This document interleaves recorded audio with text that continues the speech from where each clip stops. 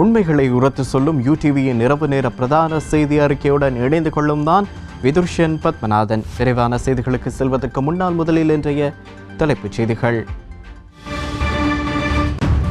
துறைமுக சட்ட மூலம் மீதான வாக்கெடுப்பின் போது உரிய வகையில் வாக்குகள் எண்ணப்படவில்லை. குற்றச்சாட்டு குறித்து இருவேறு விசாரணைகளை மேற்கொள்ள சபாநாயகர் தீர்மானம். நாட்டில் நாளொன்றில் பதிவான அதிகூடிய கோவிட் மரணம் நேற்று பதிவு. சீன பல்கலைக்கழகங்களில் கல்வி கற்கின்ற இலங்கை மாணவர்களுக்கும் சைனோஃபார்ம் தடுப்பூசி வழங்க தீர்மானம். அகில இலங்கை மக்கள் காங்கிரஸ் நாடாளுமன்ற உறுப்பினர்கள் 2 கட்சியில் இருந்து இடைநீக்கம். இலங்கை கடற்பரப்பு எல்லைக்குள் தீப்பற்றிக் கொண்ட மற்றொரு கப்பல். கடலுக்கு ஏற்பட்ட சேதம் தொடர்பில் கண்காணிக்க குழு. அறிவித்ததை விட கொரோனா மரணங்கள் 3 மடங்கு அதிகம் இருக்கும் என உலக சுகாதார நிறுவனம் தெரிவிப்பு. ஆகியவை எமது தலைப்புச் செய்திகள். இனி விரிவான செய்திகளில் முதலில் உள்நாட்டு செய்திகள்.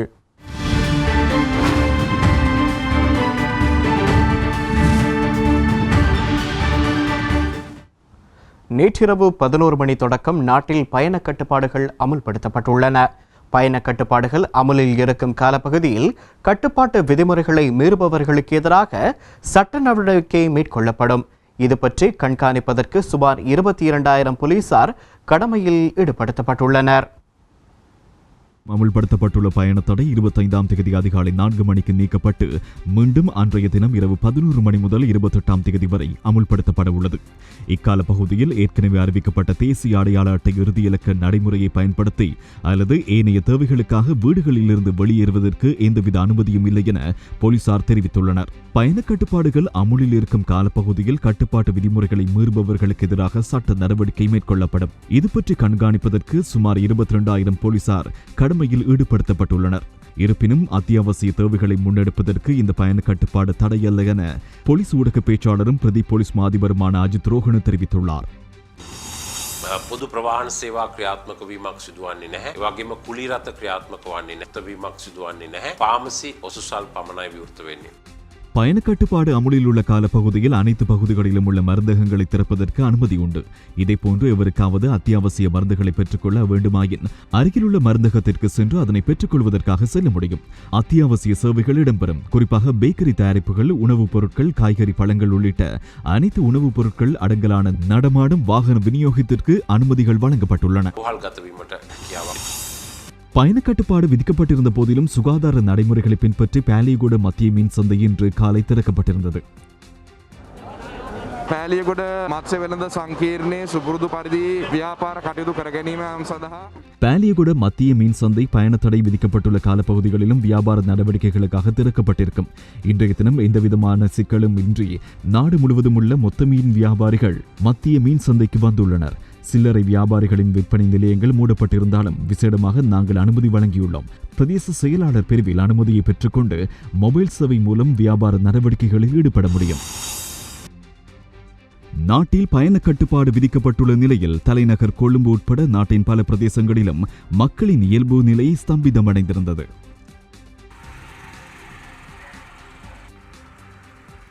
மலையக பெருந்தோட்ட நகரையும் அதனை அண்மித்த பகுதிகளிலும் பாதுகாப்பு பலப்படுத்தப்பட்டிருந்தன. போலீசார் சோதனை நடவடிக்கைகளில் ஈடுபட்டிருந்தனர். பயண கட்டுப்பாடு அமுலில் உள்ள காலப்பகுதியில் மருந்தகங்களை திறப்பதற்கு அனுமதி வழங்கப்பட்டுள்ள நிலையில் அத்தியாவசிய சேவைகளை முன்னெடுப்பதற்கும் இடமளிக்கப்பட்டுள்ளது. இதனால் நகர பகுதிகளில் ஒரு சிலர் நடமாடுவதை காணக்கூடியதாக இருந்தது. இதற்கிடையில் பயண கட்டுப்பாடை மீறி செயற்பட முற்பட்ட சிலர் போலீசாரால் கடுமையாக எச்சரிக்கப்பட்டு திருப்பி அனுப்பப்பட்டனர். அத்துடன் முகக்கவசம் அணியாமை உட்பட தனிமைப்படுத்தல் சட்டத்தை மீறிய சிலர் கைது செய்யப்பட்டுள்ளனர். மலையக நகர்ப்பகுதி இவ்வாறு முடக்கப்பட்டிருந்தாலும் தோட்ட பகுதிகளில் இயல்பு நடவடிக்கை முன்னெடுக்கப்பட்டது. தொழிலாளர்கள் வேலைக்கு சென்றனர். சமூக இடைவெளி உட்பட சுகாதார நடைமுறைகள் உரிய வகையில் பின்பற்றப்படவில்லை. இந்நிலை தொடருமானால் தோட்ட பகுதிகளில் உபகொத்துணிகள் உருவாகக்கூடிய அபாயம் இருப்பதாக மலையக சுகாதார ஆர்வலர்கள் சுட்டிக்காட்டியுள்ளனர். ஹட்டன் நகரில் பல இடங்களில் இன்று தொற்று நீக்கி தெளிக்கப்பட்டு தொற்று நீக்கம் செய்யப்பட்டது. இதற்கான நடவடிக்கையை ஹட்டன் டிகோயா நகரசபையின் தலைவரின் வழிகாட்டலின் கீழ் நகரசபை சுகாதார ஊழியர்களால் முன்னெடுக்கப்பட்டது. ஹட்டன் நகரம் மற்றும் நகரை அண்மித்த பகுதிகளில் கொரோனா வைரஸ் தொற்றாளர்களின் எண்ணிக்கை அதிகரித்து வருகின்றமையினால் வைரஸ் பரவலை கட்டுப்படுத்துவதற்கு ஹட்டன் நகரம் முழுவதும் தொற்று நீக்கி செய்யப்பட்டது. இதன்படி பஸ் தரிப்பிடம், புகையிரத நிலையம், பொது சந்தை, கட்டிட தொகுதி, மக்கள் அதிகளவு கூடும் இடங்கள், வீதிகளில் உள்ள பாதுகாப்பு வேலி உட்பட பல இடங்களில் தொற்று நீக்கி தெளிக்கப்பட்டு செய்யப்பட்டு கிருமி ஒழிப்பு நடவடிக்கை முன்னெடுக்கப்பட்டது. அத்துடன் ரசாயன திரவம் தெளிக்கப்பட்டு வீதிகளும் சுத்தப்படுத்தப்பட்டன. மன்னார் மாவட்டம் இன்றைய தினம் முழுமையாக முடங்கியுள்ளது. மன்னார் நகரில் போலீசார் விசேட கண்காணிப்பு நடவடிக்கைகளை மேற்கொண்டு வருவதோடு அத்தியாவசிய தேவைகள் நிமித்தம் மாத்திரம் நடமாட அனுமதி வழங்கியுள்ளனர். மேலும் வீதிகளில் நடமாடுபவர்களை இராணுவம் மற்றும் போலீசார் விசாரணைகளை மேற்கொண்டு தேவையின்றி நடமாடுபவர்களை எச்சரித்து அனுப்பியுள்ளனர். மன்னார் மாவட்டத்தில் உள்ள அனைத்து வர்த்தக நிலையங்களும் மூடப்பட்டதுடன் அரசு தனியார் போக்குவரத்துகளும் நிறுத்தி வைக்கப்பட்டன. மேலும் மன்னார் நகர பேருந்து நிலையத்தை தூய்மையாக்கி கிருமி நீக்கும் நடவடிக்கை மன்னார் நகர சபையினால் மேற்கொள்ளப்பட்டது. இன்றைய தினம் வவுனியா நகரம் முழுமையாக முடங்கி வெறிச்சோடி காணப்பட்டது. வவுனியா நகரில் உள்ள வர்த்தக நிலையங்கள் மூடப்பட்டிருந்ததுடன் வீதிகளில் போலீசாரும் பாதுகாப்பு கடமையில் ஈடுபட்டிருந்தனர். மருந்தகங்கள், சுகாதாரத்துறையினர், ஆடை தொழிற்சாலையினர், விவசாயிகள் தமது தேவை நிமித்தம் சென்று வருவதுடன் பொதுமக்களின் நடமாட்டம் கட்டுப்படுத்தப்பட்டுள்ளது. தற்போது நடைமுறையில் உள்ள பயண கட்டுப்பாடுகளை நீடிப்பது குறித்த முடிவு எதிர்வரும் வெள்ளிக்கிழமைக்குள் எடுக்கப்படும் என ராணுவ தளபதி தெரிவித்துள்ளார். கொரோனா வைரஸ் காரணமாக நாட்டில் தொற்று நோயாளிகளின் எண்ணிக்கை மற்றும் இறப்புகளின் எண்ணிக்கை அதிகரித்து வருகின்றன. இந்நிலையில் கொரோனா பரவுவதை கட்டுப்படுத்த எடுக்க வேண்டிய நடவடிக்கைகள் குறித்து பல நிபுணர்கள் ஜனாதிபதிக்கு பரிந்துரைகளை வழங்கியுள்ளனர். அவர்களின் ஆலோசனையின் அடிப்படையில் பயண கட்டுப்பாடுகள் அமல்படுத்தப்பட்டதாக ராணுவ தளபதி சவேந்திர சில்வா கூறியுள்ளார். இந்நிலையில் நாட்டின் முன்னேற்றங்களின் அடிப்படையில் பயண கட்டுப்பாடுகளை நீடிப்பது குறித்து அடுத்த வாரம் முடிவெடுக்கப்படும் என அவர் மேலும் தெரிவித்துள்ளார். பொதுமக்கள் வீட்டில் தங்குவதை உறுதி செய்வதற்காக இந்த பயண கட்டுப்பாடுகள் அமுல்படுத்தப்பட்டதாகவும் அவர் குறிப்பிட்டுள்ளார். ஆகவே கட்டுப்பாடுகள் தளர்த்தப்பட்டாலும் அவசர தேவை தவிர மக்கள் அனாவசியமாக நடமாட மாட்டார்கள் என எதிர்பார்ப்பதாகவும் ராணுவ தளபதி சவேந்திர சில்வா தெரிவித்துள்ளார். நாட்டில் விதிக்கப்பட்டுள்ள தனிமைப்படுத்தல் விதிகளை மீறியமை தொடர்பில் கடந்த 24 மணித்தியாலத்தில் 423 பேர் கைது செய்யப்பட்டுள்ளதாக போலீஸ் ஊடக பேச்சாளர் அஜித் ரோஹன தெரிவித்துள்ளார். இதுவரையில் 11,743 பேர் கைது செய்யப்பட்டுள்ளமை குறிப்பிடத்தக்கது. நேற்றைய தினம் கைது செய்யப்பட்ட 423 பேரில் 65 பேர் கண்டி பிரதேசத்தைச் சேர்ந்தவர்களாவர். 98 பேர் மாத்தளை பகுதியைச் சேர்ந்தவர்கள். ஏனையவர்கள் நாட்டின் வெவ்வேறு பிரதேசங்களிலிருந்து கைது செய்யப்பட்டுள்ளனர். நேற்றைய தினம் மேல் மாகாணத்தில் மேற்கொள்ளப்பட்ட சோதனை நடவடிக்கையின் போது சிறப்பு அங்காடி, மொத்த வியாபார நிலையங்கள், சில்லறை வியாபார நிலையங்கள், வார சந்தை மற்றும் வெவ்வேறு வியாபார நிலையங்கள் 6,500க்கும் மேற்பட்டவை தனிமைப்படுத்தல் விதிமுறைகளை பின்பற்றி செயற்படுகின்றனவா என பரிசோதிக்கப்பட்டன. சோதனையின் போது சில வியாபார நிலையங்கள் தனிமைப்படுத்தல் நடவடிக்கைகளை மீறி செயற்பட்டமை தொடர்பில் எச்சரிக்கப்பட்டது. எதிர்வரும் காலங்களில் இவ்வாறான அலட்சிய போக்குடன் நடந்து கொண்டால் அவ்வாறான விற்பனை நிலையங்களின் உரிமையாளர்கள் கைது செய்யப்படுவர். மேலும் முகக்கவசம் அணியாமை, தூர இடைவெளி கடைபிடிக்காமை மற்றும் சுகாதார விதிமுறைகளை மீறி நடந்து கொண்ட 1,815 பேர் பரிசோதனைகளுக்கு உட்படுத்தப்பட்டனர். மேல் மாகாணத்திற்குள் பிரவேசிக்கும் மற்றும் வெளியேறும் 14 இடங்களில் மேற்கொள்ளப்பட்ட சோதனைகளில் 4,762 பேர் பரிசோதனைக்கு உட்படுத்தப்பட்டனர். இந்த சோதனை நடவடிக்கையின் போது மாகாணங்களுக்கு இடையிலான பயண கட்டுப்பாட்டை மீறி மேல் மாகாணத்திலிருந்து வெளியேறவும் மேல் மாகாணத்திற்குள் உள்நுழையவும் முயற்சித்தவர்கள் திருப்பி அனுப்பப்பட்டனர். இன்று, நாளை மற்றும் நாளை மறுதினம் மக்கள் ஒன்று கூடுதல் மற்றும் போதைப்பொருள் விருந்து உபசாரம் போன்ற நடவடிக்கைகளில் ஈடுபடுபவர்கள் குறித்து சோதனை நடவடிக்கைகளை மேற்கொள்ள போலீசார் நடவடிக்கை எடுத்துள்ளனர். எனவே ஒன்று கூடுவதை தவிர்த்துக் கொண்டு வீடுகளிலே இருங்கள். நீங்கள் வசிக்கும் பிரதேசங்களில் இவ்வாறான மக்கள் ஒன்று கூடுதல் மற்றும் விருந்து உபசாரங்கள் மேற்கொள்ளப்பட்டால் 1997 என்ற தொலைபேசி இலக்கத்திற்கு தெரியப்படுத்துங்கள். මහජනතාව එකතුවීම් සිදු කරන්නට එපා, සාද පවත්වන්නට එපා, නිවසේම රැඳී සිටින්න. ඔබේ ප්‍රදේශයේ යම් ආකාරයක මෙවැනි මහජන එකතුවීමක් සාදයක් තිබෙනවා නම් ඒ සම්බන්ධයෙන් 1997 දුරකථන අංකයට දන්වන්න. නිරෝධායන රීතීන් කඩ කරන අයට එරෙහිව ඉතා දැඩිව නීතිය ක්‍රියාත්මක කිරීමට ශ්‍රී ලංකා පොලිසිය බලාපොරොත්තු වෙනවා. நாட்டில் நாளொன்றில் பதிவான அதிகூடிய மரண எண்ணிக்கை நேற்றைய தினம் பதிவாகியுள்ளது. நேற்றைய தினம் 44 கொரோனா மரணங்கள் பதிவான நிலையில் அவற்றில் 14 மரணங்கள் வீடுகளில் பதிவாகியுள்ளன. மரணமடைந்தவர்களில் 40 வயதான கர்ப்பிணி பெண் ஒருவரும் உள்ளடங்குவதோடு நாட்டில் பதிவாகியுள்ள கோவிட்-19 தொற்று மரணங்களின் மொத்த எண்ணிக்கை 1132 உயர்வடைந்துள்ளது. மே மாதம் 2ஆம் தேதி தொடக்கம் 20ஆம் தேதி வரையில் கோவிட்-19 தொற்றாளர்களில் 44 பேர் உயிரிழந்துள்ளமையை சுகாதார சேவை பணிப்பாளர் நாயகம் நேற்று உறுதிப்படுத்தினார். அவர்களில் 23 பேர் 70 வயதை கடந்தவர்கள் ஆவர். 11 பேர் 61 தொடக்கம் 70 வயதுக்கு இடைப்பட்டவர்கள். 7 பேர் 51 தொடக்கம் 60 வயதுக்கு இடைப்பட்டவர்கள், 2 31 தொடக்கம் 40 வயதுக்கு இடைப்பட்டவர்கள், 1 21 தொடக்கம் 30 வயதுக்கு இடைப்பட்டவர் ஆவர். நேற்றைய தினம் மரணமடைந்தவர்களில் 40 வயதான கர்ப்பிணி பெண் ஒருவரும் உயிரிழந்துள்ளார். இந்த மரணத்துடன் இதுவரையில் 6 கர்ப்பிணி பெண்கள் நாட்டில் கொரோனா தொற்று காரணமாக உயிரிழந்துள்ளனர். அதற்கமைய இலங்கையில் பதிவாகியுள்ள COVID-19 தொற்று மரணங்களின் மொத்த எண்ணிக்கை 1132 உயர்வடைந்துள்ளது.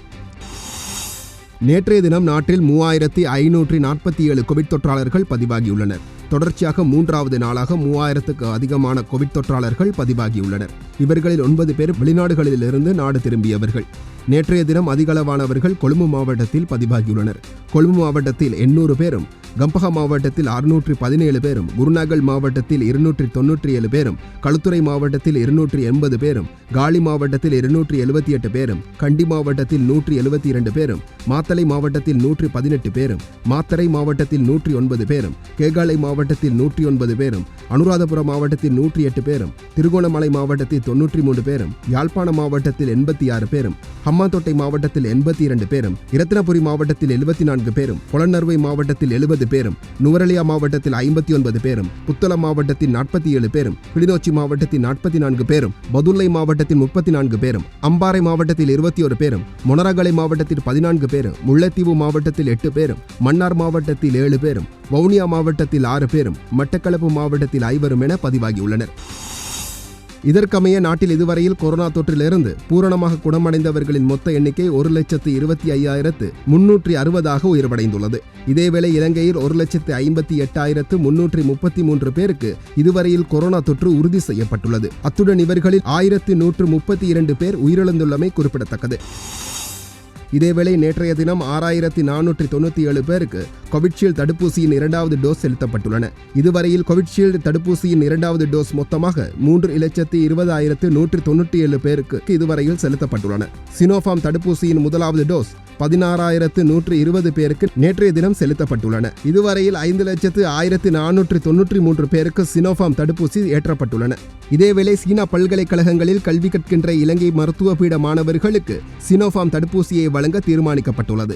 இதன்படி இன்று முதல் 25ஆம் தேதி வரை இந்த தடுப்பூசி வழங்கப்பட உள்ளது. வேலை திட்டத்தை கருத்திற்கொண்டு பயண கட்டுப்பாடுகளை விதித்துள்ள நிலையிலும் தடுப்பூசி பெற்றுக்கொள்ள அந்த மாணவர்களுக்கு அனுமதி வழங்குமாறு, மேலும் தடுப்பூசியை பெற்றுக்கொள்வதற்கான எந்த தடையுமின்றி மாகாணங்களுக்கு இடையில் அவர்களை சென்று வருவதற்கு சந்தர்ப்பத்தை வழங்குமாறு அனைத்து போலீஸ் நிலையங்களுக்கும் பொலிஸ்மா அதிபர் தெரிவித்துள்ளார்.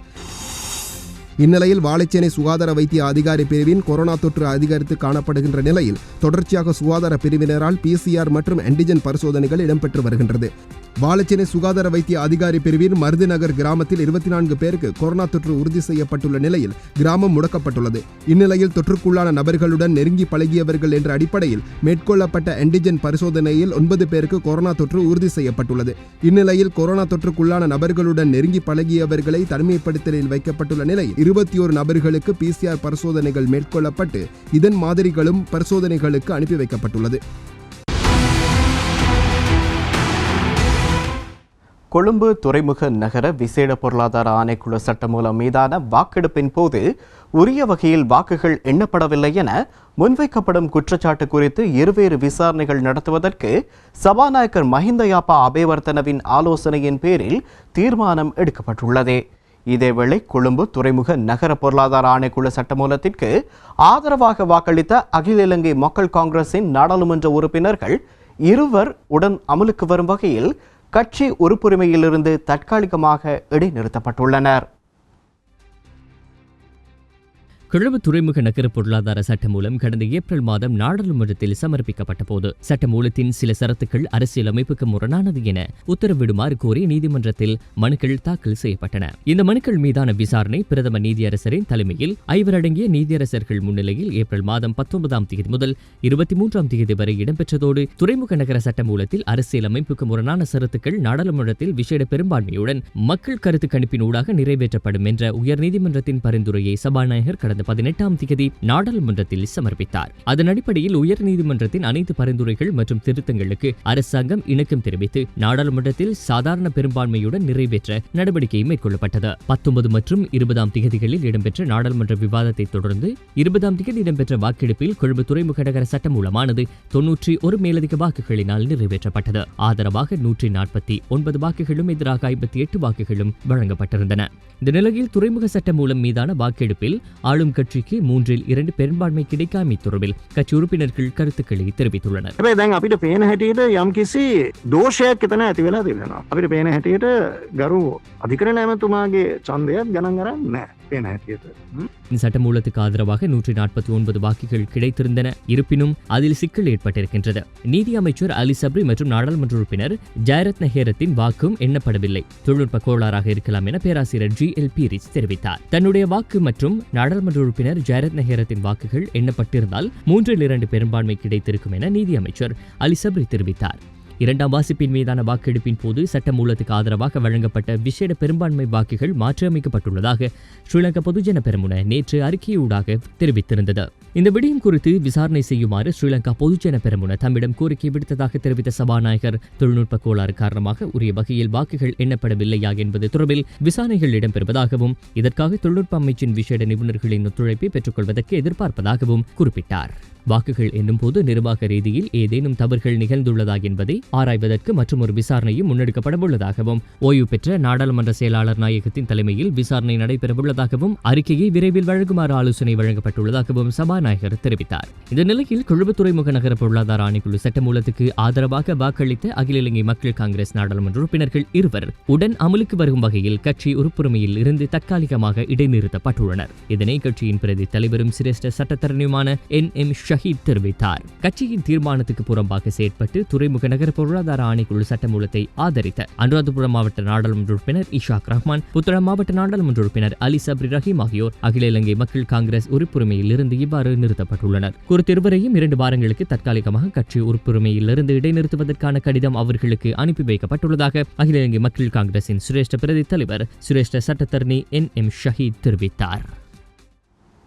நாடாளுமன்ற உறுப்பினர் முஷாரஃபின் செயற்பாடுகள் குறித்து தான் அனுதாபப்படுவதாக நாடாளுமன்ற உறுப்பினர் மனோ கணேசன் தெரிவித்தார்.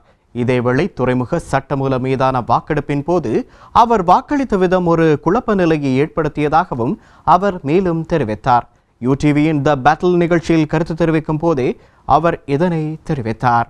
தலைவர் இசார் பதூதீன் இன்று சிறை வாசம் அனுபவித்துக் கொண்டிருக்கிறார். அங்கிருந்து கூட வந்து அவர் தெரியாத முறையில் வாக்களித்திருக்கின்றார். அதில் பிரச்சனை இல்லை. ஆனால் அவர் கட்சி சேர்ந்த எம்பிக்களை பொறுத்தவரையில் எல்லோரும் எங்களை பொறுத்தவரையிலே ஐக்கிய மக்கள் சக்தியின் எம்பிக்கள் அல்ல, அவர்கள் கட்சி மாறிவிட்டார்கள். அதே போல திரு முஷாரப் அம்பாறை மாவட்ட எம்பி அவர் வாக்களிப்பு சில குழப்ப நிலையாக இருந்தது. பார்த்தா சில விஷயங்களை பார்த்தால் அந்த மின் பலகைகளை பார்த்தால் அவர் அரசாங்கத்துக்கு ஆதரவாக வாக்களித்திருக்கின்றார். சில விஷயங்களை பார்த்தால் அரசாங்கத்துக்கு எதிராக வாக்களித்திருக்கின்றார். ஒரு குழப்பம், அரசாங்க பக்கம் இல்லை, எதிரணி பக்கம் இல்லாத மாதிரி ஒரு குழப்ப நிலை நிலவுகிறது. ஆகவே அதை யாரும் பொருட்படுத்தவே இல்லை. அதை பார்த்தால் எல்லாருக்கும் சிரிப்பு வந்தது. அவ்வளவுதான் இருக்கின்றது. சொல்ல வேண்டும், அவர் நினைத்து அனுதாபப்படுகின்ற ஒரு இளைஞர் அனுதாபப்படுகின்ற அவ்வளவுதான். அது அகில இலங்கை மக்கள் காங்கிரசின் நிலைமை. 3-2 தேவை என்ற நிலைமை வந்திருக்குமானால் எல்லா அணியினருமே தங்களது ஸ்ட்ராட்டஜியை, தங்களது தந்திரங்களை, முயற்சிகளை புதுசாக மாற்றி அதை முன்னெடுத்திருப்பார்கள். நாங்கள் சும்மா இருந்திருக்க மாட்டோம். நிறைய அரசாங்க தரப்பிலே அதிருப்தியாளர்கள் எல்லாம் தொடர்பு கொண்டு நாங்கள் பேசியிருப்போம். அப்படியான தேவையில்லை என்ற காரணம் வந்த பிறகு அது அப்படி இல்லாமல் போய்விட்டது. ஆனால் இந்த குறிப்பிட்ட உங்களுடைய கேள்வி காரணமாக, சிறுபான்மை கட்சியின் கேள்வி காரணமாக அகில மக்கள் காங்கிரஸ் கட்சியின் வாக்களிப்பு நிலைமையும் நிலவரமும் அதேபோல் ஸ்ரீலங்கா முஸ்லிம் காங்கிரஸ் கட்சியின் வாக்களிப்பு நிலவரம் இப்படித்தான் இருந்தது என்பதை நாட்டின் ஒரு பகுதியினருக்கு மாத்திரம் மட்டுப்படுத்தப்பட்டிருந்த சுத்தமான குடிநீரை பெறுவதற்கான வசதியை 2025ஆம் ஆண்டளவில் அனைத்து குடிமக்களுக்கும் பெற்றுத்தருவோம் என பிரதமர் மஹிந்த ராஜபக்ஷ தெரிவித்தார். குருநாகல், கேகாலை மற்றும் காலி மாவட்டங்களில் உள்ள மக்களுக்கு சுத்தமான குடிநீரை பெற்றுக் கொடுக்கும் 3 திட்டங்களை தொழில்நுட்பம் ஊடாக ஒரே நேரத்தில் திறந்து வைக்கும் நிகழ்வின் போதே பிரதமர் இவ்வாறு தெரிவித்தார். குருநாகல் மாவட்டத்தின் தெதுரோயா நீர்வளங்கள் திட்டம், கேகாலை மாவட்டத்தில் கலிகமுவ நீர்வளங்கள் திட்டம், காலி மாவட்டத்தின் ஹபுகல நீர்வளங்கள் திட்டம் ஆகியன பிரதமரினால் மக்களுக்கு கையளிக்கப்பட்டன. சுபிட்சத்தின் நோக்கு கொள்கை திட்டத்திற்கு அமைய 2025 அனைவருக்கும் நீர் என்ற எண்ணக்கருவை யதார்த்தமாக்கும் வகையில் இந்த நீர்வளங்கள் திட்டங்களின் மூலம் 7 பிரதேச செயலக பிரிவுகளின் 377 கிராம சேவகர் பிரிவுகளை சேர்ந்த மக்கள் நன்மை அடைய உள்ளனர்.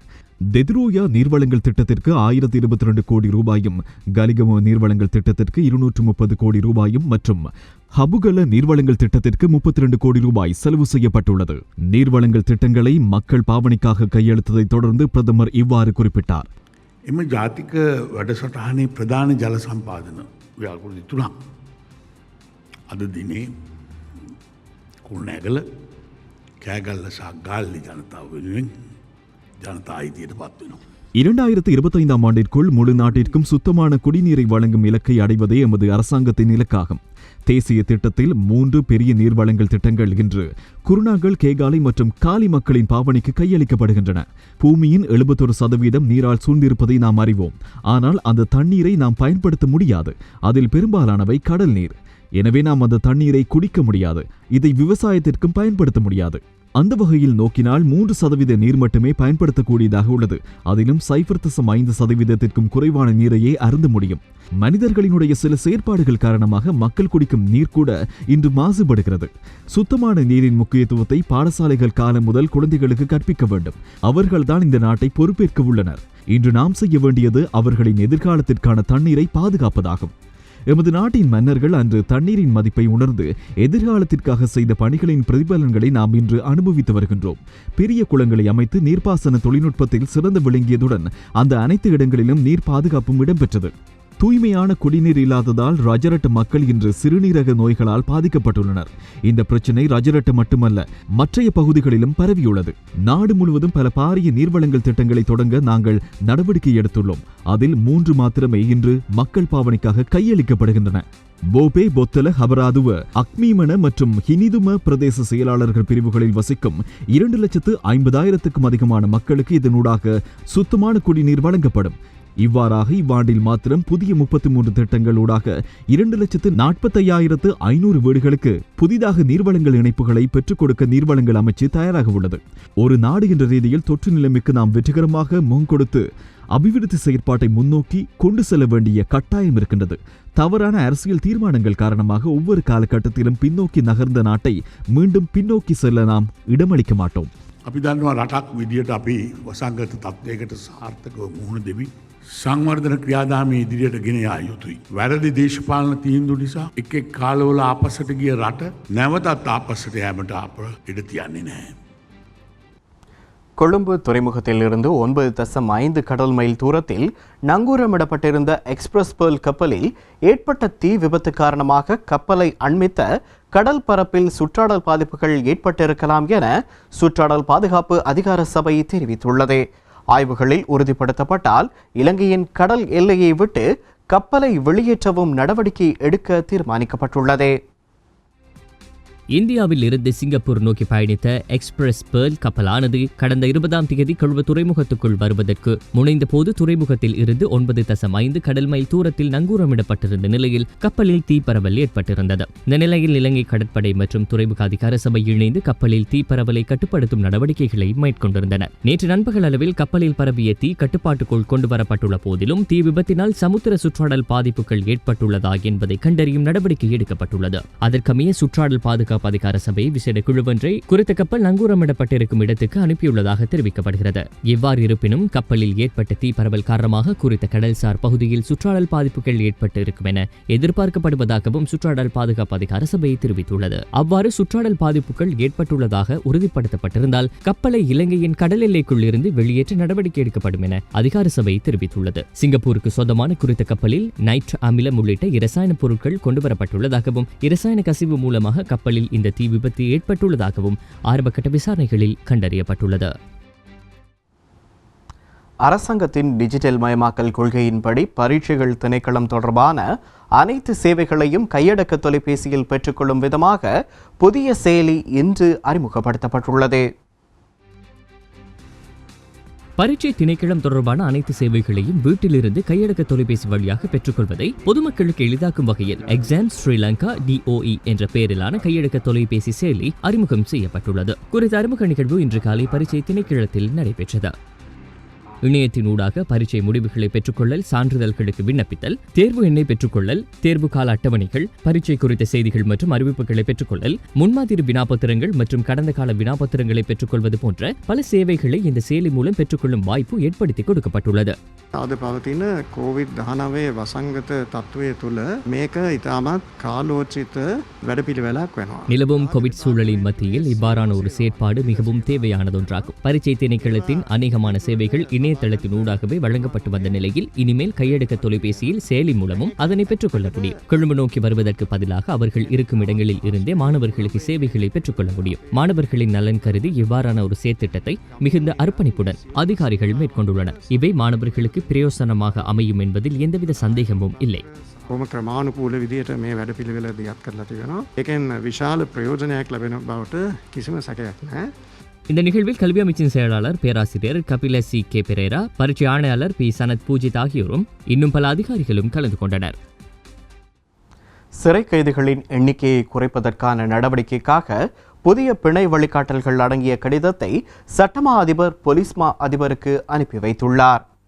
கைதிகளின் எண்ணிக்கையை குறைப்பதற்கான நடவடிக்கைக்காக புதிய பிணை வழிகாட்டல்கள் அடங்கிய கடிதத்தை சட்டமா அதிபர் போலீஸ் மா அதிபருக்கு அனுப்பி வைத்துள்ளார். இதன்படி ஹெரோயின் போதைப்பொருள் தொடர்பாக வழக்கு தாக்கல் செய்யும் போது 2 கிராமுக்கு குறைவான ஹெரோயின் போதைப்பொருள் வகைக்கு அடுத்தபடியாக 2 முதல் 4 கிராம் எடையுடனான ஹெரோயின் போதைப்பொருள் கைதுகளுடன் தொடர்புடையவர்களுக்கும் பிணை வழங்குவதற்கான புதிய வகையை அறிமுகப்படுத்துவது பொருத்தமானது என்று சட்டமா அதிபர் தெரிவித்துள்ளார். அத்துடன் ஹெரோயின் போதைப்பொருளுக்கு அடிமையானவர்களை சிறைச்சாலையில் வைப்பது தொடர்பிலும் சட்டமா அதிபர் பிணை திருத்தம் குறித்து ஆலோசனை வழங்கியுள்ளார். கிளிநொச்சி மாவட்டம் விஸ்வமடு பகுதியில் 4 கிலோ கஞ்சா ராணுவத்தினரால் கைப்பற்றப்பட்டுள்ளது. வாகனம் ஒன்றில் கொண்டு செல்லப்பட்ட போதே குறித்த கஞ்சா பொதிகள் கைப்பற்றப்பட்டுள்ளன. இதன்போது சந்தேக நபர்கள் 3 கைது செய்யப்பட்டுள்ளதுடன் வாகனமும் பறிமுதல் செய்யப்பட்டுள்ளது. கைப்பற்றப்பட்ட கஞ்சா பொதிகளையும் கைதானவர்களையும் தருமபுரம் போலீசாரிடம் ஒப்படைக்க நடவடிக்கை மேற்கொள்ளப்பட்டுள்ளது. சட்டவிரோதமான ரீதியில் மதுபான விற்பனையில் ஈடுபட்ட நபர் மட்டக்களப்பு மாவட்ட குற்றத்தடுப்பு பிரிவினரால் குற்றத்தடுப்பு பிரிவு போலீசாரால் கைது செய்யப்பட்டுள்ளார். மட்டக்களப்பு மாவட்ட குற்றத்தடுப்பு பிரிவுக்கு கிடைத்த ரகசிய தகவலுக்கு இணங்க குற்றத்தடுப்பு பிரிவு பொறுப்பதிகாரி BSP பண்டார தலைமையில் போலீஸ் புலனாய்வு குழுவினரால் சுற்றிவளைப்பு நடவடிக்கை மேற்கொள்ளப்பட்டது. குறித்த நபர் சட்டவிரோதமான முறையில் வீட்டில் வியாபாரத்தில் ஈடுபட்டிருந்த நிலையில் 48 டின்கள் மற்றும் 9 போத்தல்களுடன் இவ்வாறு போலீசார் கைது செய்துள்ளனர். முகப்புத்தகத்தில் பொய்யான செய்திகளை பதிவிட்ட அரசு அதிகாரி ஒருவர் குற்றப்புலனாய்வு திணைக்களத்தினரால் கைது செய்யப்பட்டுள்ளார். கொத்மலை பிரதேச நிலப்பிரச்சினைகள் உதவி ஆணையாளர் ஒருவரை இவ்வாறு கைது செய்யப்பட்டுள்ளதாக தெரிவிக்கப்படுகின்றது. குறித்த நபரின் முகப்புத்தகத்தில் காடழிப்பு தொடர்பான பல்வேறு புகைப்படங்கள் பதிவிடப்பட்டிருந்ததாக போலீஸ் ஊடக பேச்சாளர் தெரிவித்தார். தனியார் காணிகளை சுத்தம் செய்யும் புகைப்படங்களை எடுத்து இலங்கையின் பிரசித்தி பெற்ற காடுகளை அழிப்பது போன்று பதிவிட்டிருந்ததாக தெரிவிக்கப்படுகின்றது. இந்தியாவிலிருந்து சட்டவிரோதமாக இலங்கைக்கு இறக்குமதி செய்யப்பட்ட 65 லட்சம் ரூபாய் பெறுமதியான உளுந்து பொதிகளை சுங்க திணைக்கள அதிகாரிகள் கைப்பற்றியுள்ளனர். கோதுமை மா என கூறி ஒரு தொகை உளுந்து நாட்டுக்குள் கொண்டுவரப்பட்டுள்ளதாக சுங்க பேச்சாளர் சுதத் சில்வா தெரிவித்தார். சுமார் 552 கோதுமை மா பொதிகளில் 15,060 கிலோகிராம் உளுந்து தொகை கைப்பற்றப்பட்டுள்ளது. இந்த சட்டவிரோத இறக்குமதியால் அரசாங்கத்திற்கு 3 லட்சம் நட்டம் ஏற்பட்டுள்ளதாகவும் சுங்க பேச்சாளர் தெரிவித்தார். இத்துடன் நமது இரவு நேர பிரதான செய்தி அறிக்கை நிறைவடைந்தது. மீண்டும் நமது பிரதான செய்தி அறிக்கையினை நாளை இரவு 7:30 மணிக்கு எதிர்பாருங்கள். அதுவரை UTVN நிகழ்ச்சிகளோடு இணைந்திருங்கள்.